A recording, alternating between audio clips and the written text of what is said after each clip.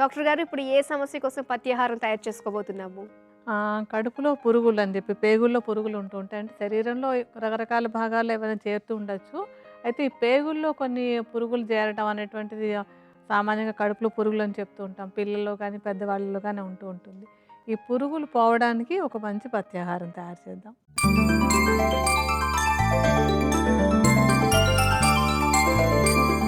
కడుపులో పురుగులు తొలగించే పత్యాహారం తయారు చేసుకోవడానికి కావాల్సిన పదార్థాలేంటో చూద్దాం. మునగ ఆకులు, మునగ ఆకుల రసం, దంపుడు బియ్యం. కావాల్సిన పదార్థాలేంటో చూస్తారు కదా! ఇప్పుడు ఎలా తయారు చేసుకోవాలో డాక్టర్ గారిని అడిగి తెలుసుకుందాం. డాక్టర్ గారు, మరి ఈ పత్యాహారం ఏ విధంగా తయారు చేసుకోవాలంటారు? చాలా తేలిగ్గా తయారు చేసుకోవచ్చు సింపుల్‌గాను. అంటే మనం చేసేదేంటంటే చిన్న చిన్న దోసల్లాగా తయారవుతాయి. పిల్లలు కూడా హాయిగా తినడానికి వీలుగా ఉంటుంది. దీనికి మొట్టమొదట మనం చేయాల్సినటువంటిదేంటంటే మునగ ఆకులు తెచ్చుకోవాలి. ఈ మునగాకులకి వాత దోషాన్ని తగ్గించే గుణం ఉంది. అలాగే కడుపులో ఉండేటువంటి పురుగుల్ని బయటకు పంపించేసే గుణం. అంటే ఇప్పుడు చాలా సార్లు ఏమవుతుందంటే ఈ కడుపులో పురుగులు పోవడానికి వాడేటువంటి కొన్ని మందులు శరీరం మీద కూడా కొంచెం సైడ్ ఎఫెక్ట్స్ అవి చూపిస్తుంటాయి. కేవలం పురుగులు పోవడం కాకుండా. అలాగే ఒక్కొక్కసారి ఏంటంటే ఒక్కొక్క మందు గుడ్డు మీద అంటే ఆ పురుగుల గుడ్ల మీద పనిచేస్తుంది. ఒక్కొక్కటేమో ఓన్లీ పురుగుల మీద పనిచేస్తుంది. అలా ఉండి కడుపులో పురుగులు పోవడం అనే సమస్య చాలా కష్టమైపోతూ ఉంటుంది. అలా కాకుండా ఈ మునగ ఆకులు కడుపులో ఉండేటువంటి పురుగులకు సంబంధించినటువంటి గుడ్లు గానీ, పురుగులు గానీ క్లియర్ చేయడానికి బాగా ఉపయోగపడుతుంది. అలాగే కొంచెం ఎక్కువ రోజులు తీసుకుంది కూడా వెనకాడక్కర్లేదు. లోపల ఉన్నదంతా క్లియర్ అయ్యే వరకు రెగ్యులర్‌గా కూడా ఒక ఆహారంగా దీన్ని తీసుకోవచ్చనమాట.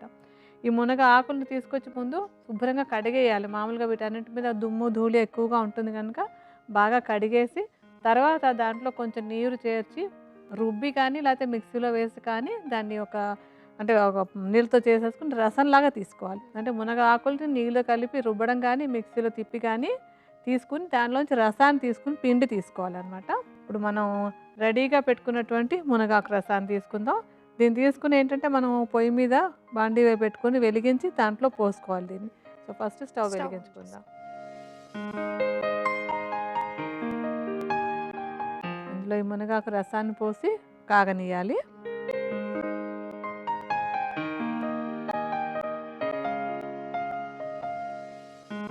ఈ మునగాకు రసం బాగా మరుగుతూ ఉండగా మనం అందులో ఏం చేయాలంటే మనం ఇందాక దంపుడు బియ్యం కావాలని చెప్పుకున్నాం కదా!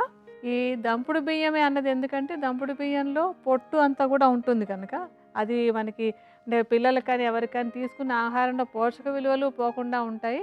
అలాగే అంటే మామూలుగా ఈ పాలిష్డ్ బియ్యం కంటే కూడా దంపుడు బియ్యం అనేటువంటిది అరుగుదలకు కానీ, కడుపులో ఉన్నదాన్ని క్లియర్ చేయడానికి కానీ, విరేచన సాఫీగా అవ్వడానికి కానీ బాగా ఉపయోగపడతాయి. సో, ఈ దంపుడు బియ్యాన్ని తీసుకున్న దాన్ని మనం మిక్సీలో వేసి పిండిలాగా చేసేసుకోవాలి. ఆ పిండిని మనం ఇందులో వాడుకుంటాం అనమాట. కొంచెం బాగా రసం కాగిన తర్వాత అందులో ఈ దంపుడు బియ్యపు పిండిని దానిలో వేసి ఉడికించుకోవాలి మనం. చూద్దామా రసం బాగా కాగుతోందా అని? ఓకే అండి. రసం బాగా మరుగుతోంది కదా! ఈ మరుగుతున్నప్పుడు ఏంటంటే మనం ఒక 2 గరిటెల ఈ పిండిని దంపుడు బియ్యపు పిండిని అందులో వేసి కలుపుకుందాం. ఈలోపు ఒక చిటికెడు ఉప్పు కూడా ముందుగానే వేద్దాం. ఊరికే రుచి కోసం అన్నట్టుగా చాలా కొద్దిగా అనమాట. జస్ట్ టేస్ట్ కోసం. అంతే చాలు.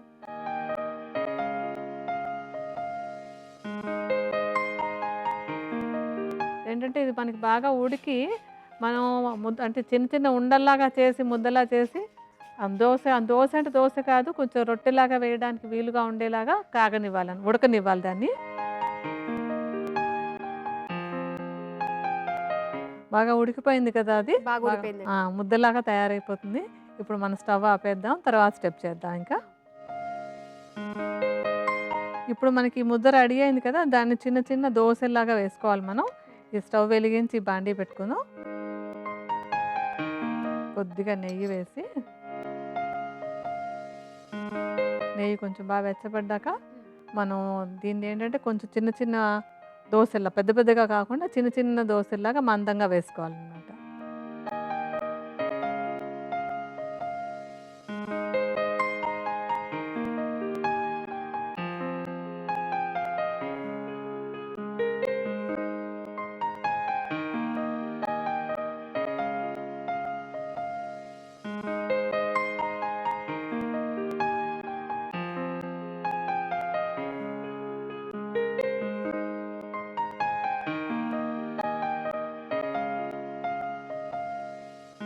ఇప్పుడేంటంటే మనకి ఇలా 2 పక్కల కాలిపోయిన తర్వాత కొంచెం ఎర్రగా అయ్యే వరకు కాల్చుకుంటే మనం అనుకున్నటువంటి పత్యాహారం రెడీ అయిపోతుంది. చక్కగా చిన్న చిన్న దోసెల్లాగా తినడానికి వీలుగా ఉంటుంది. అండ్ టేస్ట్ కూడా ఏమి ఇబ్బంది అనిపించదు. కొంచెం నెయ్యి వేసి అది కాచాం కదా, బియ్యం పిండి కాస్త ఉప్పు ఉంది, అన్ని రుచిగా కూడా ఉంటుంది. సో బాగా కాలిపోయినట్టయితే కనుక మనకి పత్యాహారం రెడీ అయిపోయినట్టే. ఓకే. అంటే ఎన్ని తీసుకోవచ్చు అంటారు దోసలు?